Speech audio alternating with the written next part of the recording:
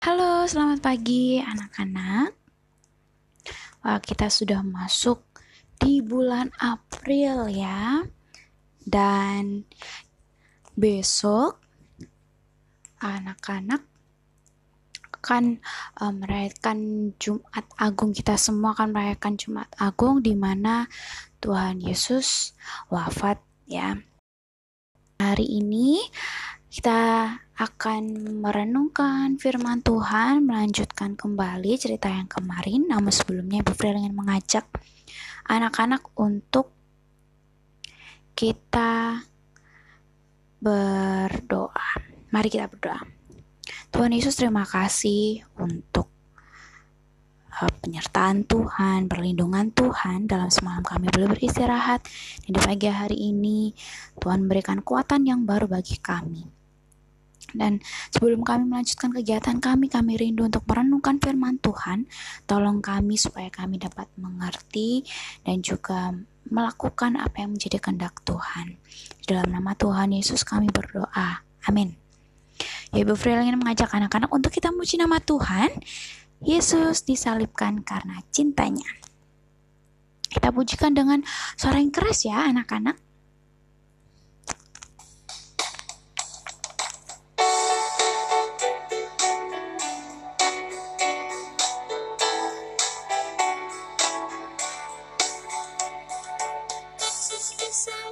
Karena cintanya kepadaku, kepadamu.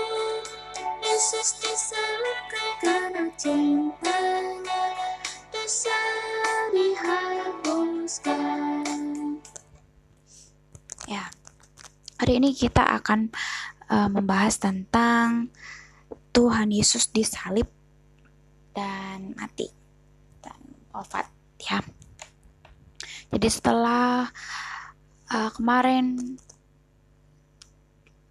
diceritakan Tuhan Yesus dihadapkan kepada Pontius Pilatus, kemudian Tuhan Yesus dibawa oleh prajurit orang Romawi pada waktu itu ke tempat di mana Tuhan Yesus akan disalibkan. Di manakah itu?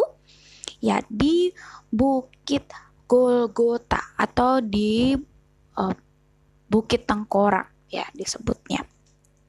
Dan memang pada waktu itu orang yang dihukum itu akan disalibkan di situ. Jadi memang itu menjadi tempat di mana orang-orang yang bersalah, orang-orang yang dihukum itu akan disalibkan di tempat situ. Nah, Tuhan Yesus sebelumnya sudah disiksa ya anak-anak. Sebelum perjalanan menuju ke Bukit Golgota, Tuhan Yesus dicambuk, Tuhan Yesus dipakaikan mahkota duri sampai berdarah gitu ya. Setelah itu dia harus memikul kayu salib ya. Kira-kira beratnya itu 50 sampai 60 kg anak-anak. Coba bayangkan. Mungkin anak-anak membawa tabung gas LPG yang 3 kilo itu mungkin tidak kuat ya, apalagi kalau yang itu berat, apalagi kalau beratnya 50 sampai 60 kg. Nah, itu Tuhan Yesus harus memikul atau membawanya sampai ke Bukit Golgota, dan itu jaraknya cukup jauh anak-anak ya. Jadi Tuhan Yesus membawa sampai tertatih-tatih, terseok-seok gitu ya jalannya, sampai suatu ketika Tuhan Yesus itu jatuh gitu ya. Karena saking beratnya, saking berat dan tidak kuat gitu ya. Akhirnya para prajurit yang melihat hal tersebut, kemudian prajurit tersebut melihat ada seorang bernama Simon dari orang Kirene. Simon dari Kirene. Dan prajurit tersebut memaksa Simon untuk ayo bantu bawakan gitu ya. Akhirnya Simon pun membawakan kayu salib. Itu pun waktu di pertengahan ya, di pertengahan perjalanannya, bukan dari awal gitu ya. Nah, lalu setelah itu sampailah Tuhan Yesus di Bukit Golgota, dan di situ Tuhan Yesus disalibkan, tangan dan kakinya itu dipaku, anak-anak. Dipaku. Kenapa dipaku? Supaya benar-benar ya melekat di salibnya tersebut, dan ketika orang dipaku di bagian tangan dan kakinya itu nanti akan wafat secara perlahan gitu. Kemudian dipakaikan ada tulisan INRI di bagian atasnya. Hal itu bukan sebagai penghormatan ya anak-anak, tapi sebagai ejekan ya, sebagai ejekan. Dan setelah disalib, Tuhan Yesus di situ disalibkan bukan hanya sendiri, tapi ada 2 orang lainnya yang juga ikut disalib bersama dengan Tuhan Yesus pada waktu itu. Nah, setelah Tuhan Yesus disalib, salibnya sudah berdiri ya. Kemudian jubah yang tadinya dipakai oleh Tuhan Yesus itu oleh para prajurit diundi untuk dibagi-bagi begitu. Nah, setelah itu banyak orang yang di situ mengolok-olok Tuhan Yesus. Katanya kamu raja gitu. Kalau kamu bisa kamu raja, kamu bisa menyelamatkan diri, kenapa kamu tidak menyelamatkan dirimu sendiri gitu. Kalau kamu anak Allah, kenapa kamu tidak bisa meminta malaikat untuk menyelamatkan dirimu sendiri. Nah, banyak orang yang mengolok-olok seperti itu. Tapi yang dilakukan Tuhan Yesus diam, dan Tuhan Yesus sempat mengatakan, Tuhan ampunilah mereka karena mereka tidak tahu apa yang mereka perbuat gitu. Nah, Tuhan Yesus tahu ya apa yang dia lakukan. Dia melakukan hal tersebut memang untuk menanggung dosa banyak orang. Hanya orang-orang yang mengolok tadi itu mereka tidak tahu apa yang sebenarnya Tuhan Yesus lakukan gitu. Karena banyak orang yang mengolok-olok Tuhan Yesus gitu. Dan banyak sekali yang minta untuk, kalau kamu memang bisa menyelamatkan diri, coba selamatkan dirimu sendiri. Nah, banyak orang yang mengatakan seperti itu gitu. Nah, bahkan ada 2 orang penjahat yang juga disalibkan tersebut. Orang penjahat yang pertama dia juga ikut mengolok-olok Tuhan Yesus, tapi penjahat yang satunya lagi justru menegur si penjahat yang satunya lagi untuk, tidak takutkah kamu gitu ya, kamu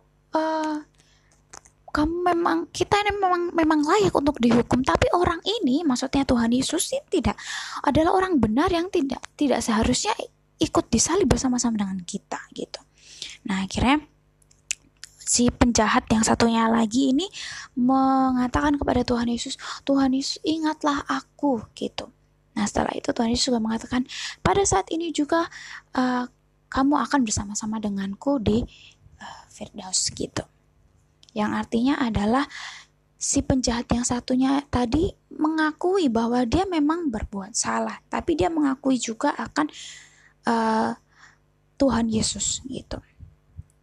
Nah, setelah itu kemudian pukul 3, kira-kira pukul 3, langit menjadi gelap ya, langit menjadi gelap, kemudian terjadilah gempa bumi gitu, dan banyak bukit-bukit batu yang terbelah gitu. Kemudian banyak orang yang merasa ketakutan, ini apa yang terjadi, sampai tirai dalam bait suci itu terbelah menjadi 2. Banyak orang yang ketakutan, ini apa yang terjadi. Setelah hal itu terjadi, kemudian setelah Tuhan Yesus berseru, dan wafatlah Tuhan Yesus. Nah, ketika Tuhan Yesus sudah wafat, sudah meninggal, prajurit yang tadinya menjaga Tuhan Yesus tuh melihat, dan dia baru menyadari, sungguh dia ini adalah anak Allah. Ya, ketika Tuhan Yesus wafat, prajurit ini baru sadar ternyata Tuhan Yesus ini benar-benar anak Allah. Gitu. Nah, setelah Tuhan Yesus wafat, akhirnya setelah itu ada seseorang ya yang bernama Yusuf dari Arimatea. Dia meminta kepada Pilatus untuk meminta mayatnya Tuhan Yesus ya, meminta jenazahnya Tuhan Yesus untuk dikuburkan. Akhirnya si Yusuf orang Arimatea ini kemudian menurunkan Tuhan Yesus, menutupnya dengan kain dan menguburkannya di tempat di sebuah bukit ya, kepunyaan Yusuf dari orang Arimatea ini. Nah anak-anak, kita mau Bu Friel ingin menekankan lagi bahwa pengorbanan Tuhan Yesus itu dilakukan untuk menebus dosa anak-anak, menebus dosa Ibu Friel, dan menebus semua umat manusia tanpa terkecuali anak-anak. Semuanya ya, untuk semuanya. Nah, jadi ketika kita mengingat kembali bahwa ini loh Tuhan Yesus itu sudah rela berkorban, mati untuk kita semua. Nah, sekarang apa yang harus kita lakukan ya? Kita harus bersyukur bahwa bukan kita yang disalibkan, bukan kita yang dihukum, tetapi Tuhan Yesus sendiri yang mati di kayu salib untuk menebus dosa kita. Nah, sekarang Ibu Friel ingin anak-anak coba pikirkan. Ketika kita sudah bersyukur bahwa Tuhan mau rela mati di kayu salib, sekarang apa yang harus kita lakukan untuk sebagai ungkapan syukur kita? Contoh sederhananya, kalau kita sudah menyadari, oh iya, Tuhan sudah menebus dosaku, berarti aku seharusnya tidak melakukan dosa lagi. Berarti seharusnya aku mau dengar-dengaran pada orang tua, menghormati, dan lain sebagainya. Nah, sekarang Bu Friel ingin anak-anak, dalam refleksi anak-anak, tuliskan satu hal yang akan kamu lakukan sebagai ungkapan syukur atas pengorbanan Kristus di kayu salib. Ingat, ketika kita mengingat Tuhan Yesus sudah berkorban nih, Tuhan Yesus sudah menebus dosa kita, berarti kita tidak boleh lagi melakukan dosa kita. Nah, apa yang akan kamu lakukan? Tindakan nyata apa yang akan kamu lakukan? Tuliskan itu dalam refleksimu ya. Amin untuk firman Tuhan hari ini. Yuk Ibu Friel ajak untuk kita berdoa. Mari kita berdoa. Tuhan Yesus, terima kasih. Kami sungguh mengucap syukur. Kami belum melihat pengorbanan Tuhan Yesus di kayu salib. Engkau rela mati untuk menebus dosa-dosa kami. Ampuni kami Tuhan, jika selama ini kami tidak menghargai pengorbanan Tuhan Yesus. Ampuni kami dan tolong kami Tuhan untuk kami melakukan apa yang menjadi kehendak Tuhan sebagai ungkapan syukur kami atas pengorbanan Tuhan di kayu salib. Ya Tuhan, sebentar lagi kami akan melanjutkan kegiatan kami. Tuhan berkenan berkati anak-anak kami yang mungkin pada saat ini sedang kurang enak badan atau sedang sakit. Kami juga berdoa untuk Malvil yang sedang sakit. Tuhan berkati, Tuhan berikan kesembuhan. Berkati juga untuk anak-anak kami yang lain mungkin pada saat ini sedang dalam kondisi yang kurang enak badan. Tuhan berikan kesembuhan, Tuhan berikan kekuatan, Tuhan berikan semangat dan ketekunan. Tuhan berkati juga untuk orang tua yang mendampingi maupun yang bekerja pada saat ini. Kami mau serahkan kegiatan hari ini dalam tangan kasih Tuhan. Di dalam nama Tuhan Yesus kami berdoa. Amin.